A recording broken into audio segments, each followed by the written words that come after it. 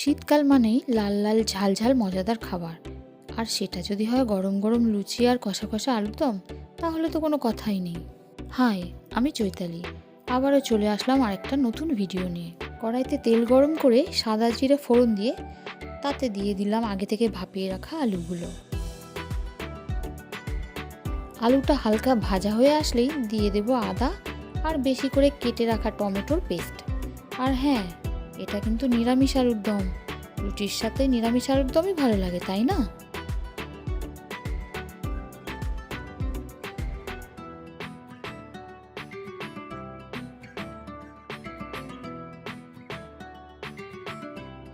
এবার লঙ্কা হলুদ দিয়ে কষানোর পালা। আর হ্যাঁ দেখো, ভাপানো কড়াইশুঁটিগুলোও কিন্তু দিয়ে দিলাম। নুন দিয়ে আবারও একটু নাড়াচাড়া করে নিলাম। আসলে এই রান্নাটা খুব তাড়াতাড়ি হয়ে যায়। এবার একটু চিনি দিয়ে নেড়ে অল্প জল দিয়ে দেব।